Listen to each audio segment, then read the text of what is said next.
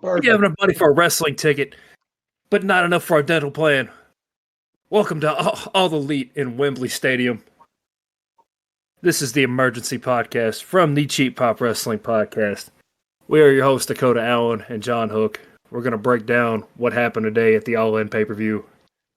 Dakota, what happened today? A bunch of smelly English folk gathered in a soccer stadium. Yes, it's called soccer. What the fuck's a kilometer? To watch some all petite wrestling. Beans on toast is not a meal. Anyway, to start off on 0 Hour, their pre-show, we had two matches. We had the FTW Championship match with Hook versus Jack Perry. Hook ended up winning. We don't really care much about that match. We're going to skip it. Hold on. Backstage. Yes. Something happened here. Allegedly. We're still waiting on all the confirmations. The legend of Jack Perry, or lack thereof, apparently tried to go back at CM Punk for what happened. Was it a week ago, 2 weeks ago? I don't fucking remember. Regardless. It's all a blur. Got his ass kicked by CM Punk because of the whole glass incident that happened. Or lack thereof glass, whatever. The rumor reported is he bumped Punk, cold shouldered him, tried to come at him, and Punk choked him out. Couldn't do that to Mickey Gall, though. Anyway, next on the 0 Hour match, a match that well deserved to be on the main card, honestly, but we had the Ring of Honor World Tag Team Championship match between Adam Cole and MJF, the Best Bros, versus Aussie Open, and what was an excellent tag team match. We had MJF and Cole defeating Aussie Open to win the titles. John, were you able to catch this one? What'd you think about it? This one was really fun to watch. I mentioned on a tweet, somebody said, name a better tag team than the Bucks. We'll wait. Aussie Open was one of the ones I mentioned. I said it. And I meant it. And they showed it in this match today. It proves John was correct. A couple other better tag teams than them. Joe Biden and Corn Pop. An alcoholic stepfather and a case of Bud Light. The Clintons and information you might know about them. Ooh. We could do a whole podcast of this. Anyway, there were some nice little moments throughout the match. George Bush 9/11. Sorry. There it is. Never forget. Set your jet fuel out for George Bush to burn later on this month. It's coming. It was a nice little moment, though. You had kind of some teasings on will they, won't they for the main event tonight. And then we got to see 7-time world champion Mercedes in the crowd looking drunk as fuck. I hate her. I always have. Well, I don't, but we've let you slander her too long. We need to get on the podcast tonight. We need to redeem her name back on this show. Nah. But we'll get to that later whenever she actually has some matches for All Elite. We'll come back to it. She lost me at the ukulele thing, all right? Like, she... Yeah, well, the Japan stuff was god-awful, but in-ring work, she's top 5 in the world, maybe top 3, depending on who you ask. Just not you. Don't ask me. All right, to start off the official main card, another WrestleMania-like event, Punk can't main event, and I say this as a huge CM Punk fan. We have the Real World Championship match opening up the card with CM Punk versus Samoa Joe. John, what'd you think? Were you able to see this one? Yeah, this, it was good. I'm kind of disappointed that this didn't end the show, but we had to have MJF and Adam Cole for, I get it. It's a bigger draw, but the longtime wrestling fan in me really wanted to see this in the main event, but the opening match of the pay-per-view is just as important. You got to set the tone for the night. Yeah, but it's not the main event. This is true. It's the second best spot, but it is what it is. Yeah, it was still a good match. Had that big match feel. I'll never get tired of the Samoa Joe just nope moment as he walks away from a dive. It will never get old. Yep. Punk wins to retain. Even had a little shout out to John Cena out there. It was great. Up next, the Golden Elite, which is Kenny Omega, Hangman Adam Page, and Kota Ibushi versus Konosuke Take a Shit and Bullet Club Shout out Gold to Jim Cornette. and Bullet Club Gold, Jay White and Juice Robinson with Take a Shit. Robinson and White getting the win with Take a Shit rolling up Omega. John, any thoughts? If there was a match where I had to get him to go to the bathroom, it was this one. I'm not a big fan of Takeshita, Take a Shit, whatever. Omega is way better in singles competition, so I really don't care when they put him in these big tag matches. So, I agree. Yeah. I think if you just did Bullet Club Gold and Kenny and Hangman, it probably would have been a lot better of a match. Hangman is not on the level of the rest of the three that would be in that match, though. No, he's not. Okay, take out Hangman and put in Kota. Kota and Kenny are one hell of a tag team as well. But yeah, I'm not. I was really big on Adam Cole until the whole CM Punk thing. I'm a big Punk fan, but I'm not one of those those big time marks where it's like, oh, he's terrible. Like, no, Punk kind of ruined him for me because he pointed out all his flaws, and now I can't get him out of my head. it's true. Kind of like when somebody ruins a character, like when I ruined Elias for you. Like, hey, he's got a little bit of a stutter, right? And then, yeah. As soon as you point out that lisp and stutter, it's just all I heard, and it just ruined it for me. To be fair, he also ruined Kevin Owens' psyche. That's true, and potentially WWE ruined his own character. So, well, it'll buff eventually. But after the match, we find out that Omega will square off with Take a Shit on All Out next Saturday because we're back to backing pay-per-views for some reason, and it feels like we're just trying to slam they forgot All Out was a thing, and now they're just trying to do it. That's in Chicago, right? Yes. Why not just squash the beef and get the match we all want to see? Well, Omega and CM Punk. Let it ride. The rumors and dirt sheets have said Omega's open to working with him, but it's the Bucks and Page that are little bits of pussies. I mean, that checks out. But wasn't a great match, wasn't a terrible match. It felt all right. Up next, we had All Clips, No Flips versus the Young Bucks with FTR retaining. John, what do you think? Hard-hitting match. This was everything I thought it would be. I've watched a lot of FTR matches. I don't remember seeing this many flips. I'll give you that. There was a couple. True, it was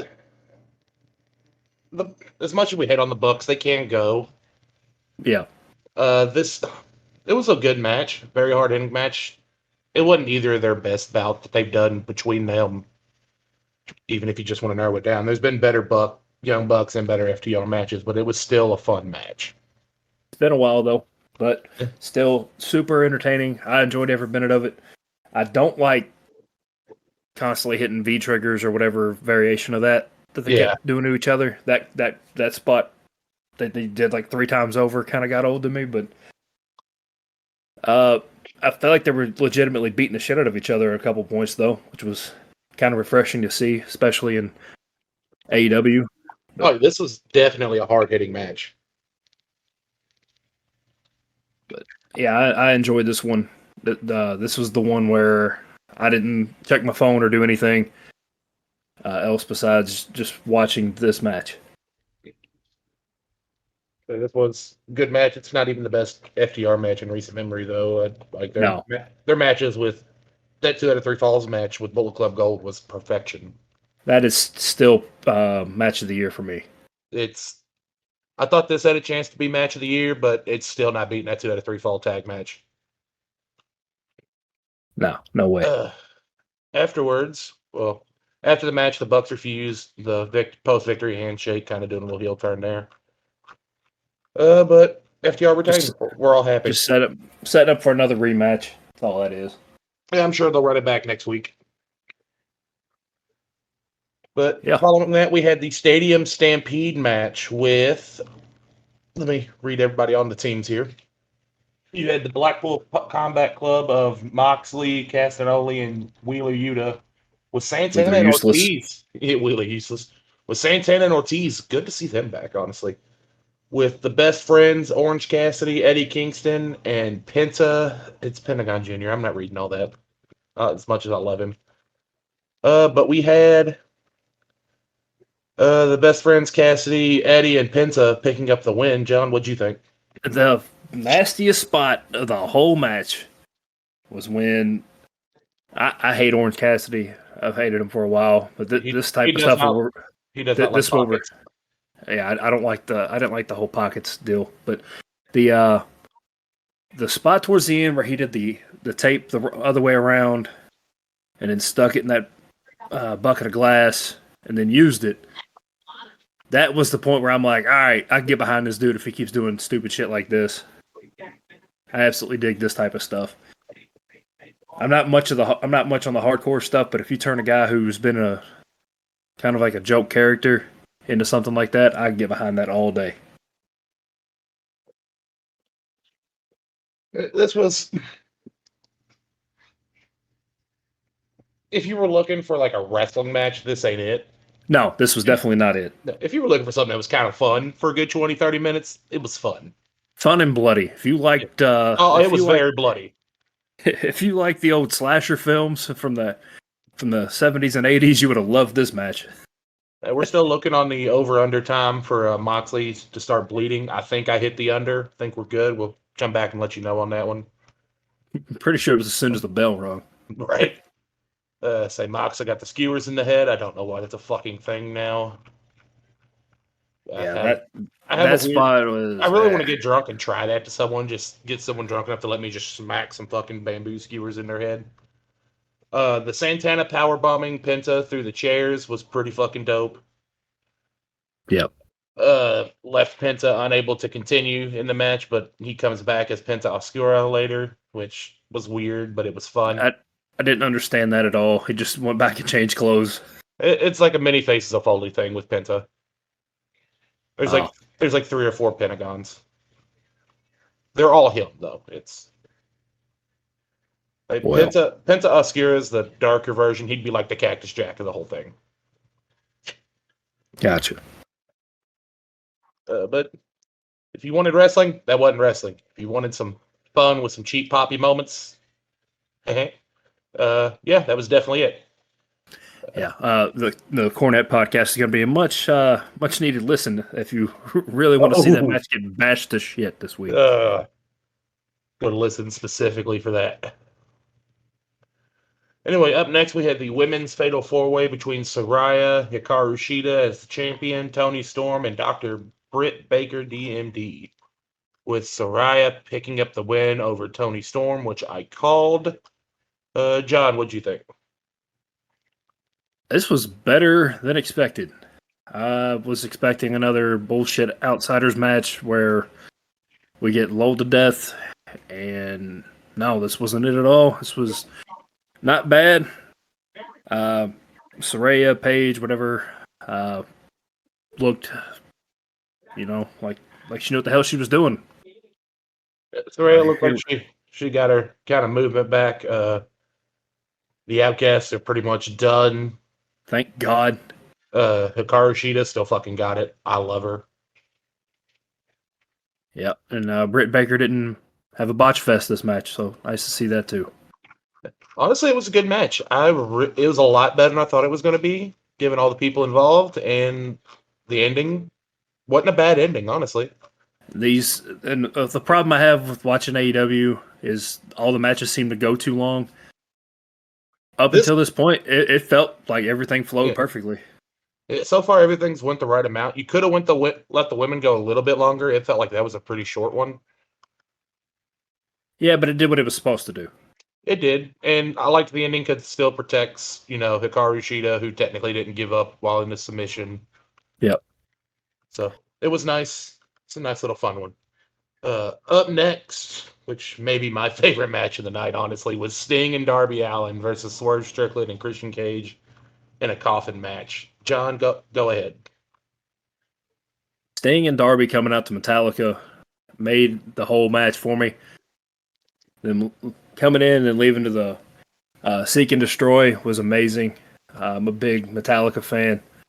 Now that I got to see my two favorites of all time have Metallica play as their exit from a major pay-per-view is amazing. Whenever Undertaker had a cinematic match with AJ Styles and then had Now That We're Dead played, and then now this, I had to make sure I explained that one so nobody thinks I'm a giant Sandman guy. Love Sandman, but he's not one of my favorites. Don't disrespect Sandman. Oh, I won't do that. He might come out of my closet, beat the hell out of me with a cane. But he's still crazy to this day. Yeah, but it was fun. Yeah, when the use of the coffin at the end was amazing. Sting using the bat to pry it open. Them doing the coffin drop. Did they do the coffin drop onto the coffin, or yes? Make sure I got that right. They had Swerve Strickland halfway out of the coffin, and then Allin coffin dropped onto it.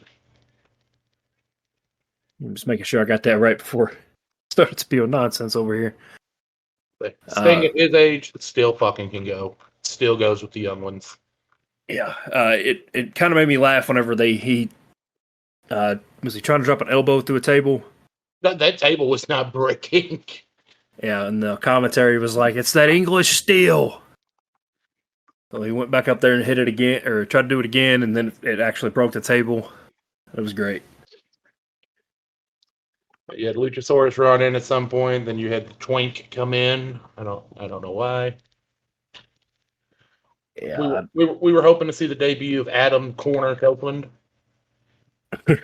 Yeah, I don't understand Nick Wayne.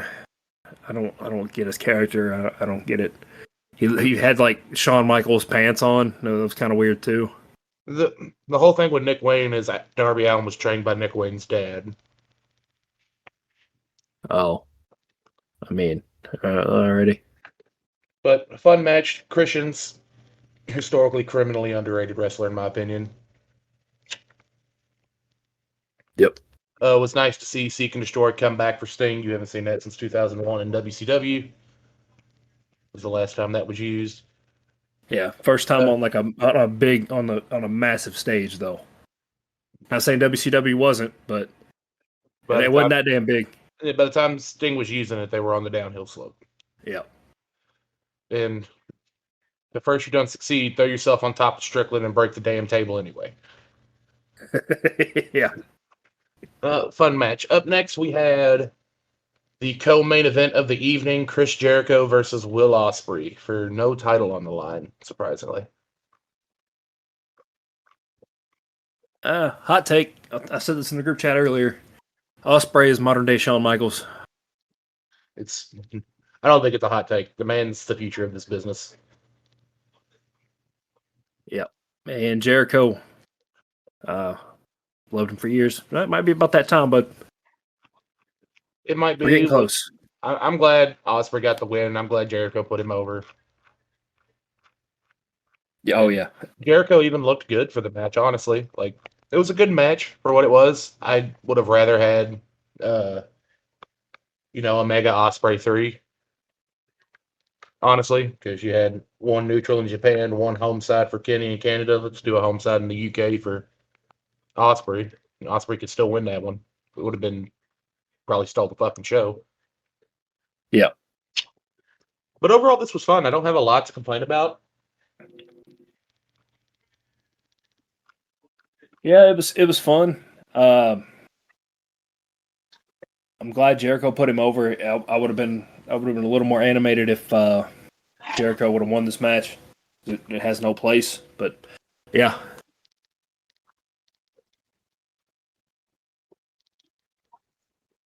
Sorry, the dogs were making a weird noise next to me. No, you're good. Up next, we had the Trios Championship match with the Acclaimed and Billy Gunn versus the House of Black. Personally, I loved this match. John, what do you think? House of Black coming out with the lantern to honor Bray Wyatt was Chef's Kiss. Enough to make a grown man cry. Yeah, if you haven't listened to our last episode honoring Bray Wyatt and us talking about being at the show on Friday night, go back and listen to that when you get a chance. But yeah, seeing them come out like that was amazing. The match itself started off pretty funny. Billy Gunn told Julia Hart, he's like, "Oh, suck my dick," and did the whole DX chop, and then they hit her with what was it, the scissor drop? What is it called? Something like that. But it should have been me. Yeah. That took her out for a good portion of the match, so that was the only thing pretty funny to see. I hated how they made Mr. Ed, Aubrey Edwards a part of the match. Why? No, get her out of here. I don't know if y'all saw I don't know if you saw the thing about somebody talking about meeting her in public and how terrible of a person she is and how important she thinks she is as a AEW official, but it's pure gold. I didn't see that. I'll have to find that later. I love some good Aubrey Edwards hate. Yeah, somebody asked her who she was, and she was like, "Do you know who I am? I'm one of the top referees in professional wrestling." And then they said, "Oh, I don't watch WWE." And she's like, "You don't know AEW? You don't know who I am?" Pulling one of those cards. Great person, Aubrey Edwards. She is the favorite to win the Derby this coming year. I'm sorry, Maybe. the Oaks. Yeah, it's definitely going to be the Oaks. She's running on turf. Can't run on dirt. But you had the Acclaimed and Billy Gunn win. It was fun. Then our main event of the evening is the AEW World Championship match between Adam Cole and MJF. Mr. Hook? Yeah. Kept waiting for a massive turn. And I got tired of seeing, you pointed this out in the group chat too, tired of seeing too many fucking pile drivers this match. I got old real quick. Those used to end matches. Now it just sound like Jim Ross talking about DDTs now. But oh my god. Yeah, too many pile drivers and a bunch of setting up for that sunset, whatever the hell it's called. Panama Sunrise. Panama Sunrise. Yeah, I think I heard that called about 10, 12 different times. The Eddie Guerrero chair spot, though, towards the end was beautiful. Yeah, they're trying to pull the smoking gun on each other, and then MJF looked over and was like, I'll just put this on my neck. And then laid down. I've never seen anybody do it that way, and I thought that was brilliant. Yeah, that was gold. But it originally ends with the double clothesline and double pin, which had everybody pissed. Yeah, Adam Cole asked for 5 more minutes. MJF said, no, we're going to need more than that. We're going to go till we have a winner at fucking Wembley. That would have been the biggest bag fumbles in the history of professional wrestling if that would have ended that way. Oh, my. The amount of unrest that would have been at Wembley would be ridiculous. That would have been, if it wouldn't have been that big of a stage, if it would have been like an all out, that could have flew. I mean, hell, Triple H pulls that type of shit with the Bloodline every small pay-per-view. Hell, he even pulled it at WrestleMania with, Solo Sikoa and Cody Rhodes. Yeah. We still hate Solo over here, guys. We still hate Solo. Yeah, still hate it. But it ends when bland-ass Roderick Strong comes out, distracts the ref, tries to get Cole to use the AEW title. Cole refuses. MJF capitalizes it with a small package roll-up. At the end, a lot of crying, a lot of teasing the turn moments. They still hug it out at the end. I thought it was great. We're still Ending waiting. was We're still ending waiting was on the good. turn. Yep. Yeah. We thought the I'm turn waiting. would be here. I feel like they got a lot of people on it because we all expected the turn to happen here. It didn't happen. Yeah. But the match itself was great. It looked like, black and gold NXT days of Adam Cole where he was just running rampant. Yeah. And Roderick Strong still looking like a generic character from a wrestling video game. Yeah. Yeah, Bobby Fish made that tag team.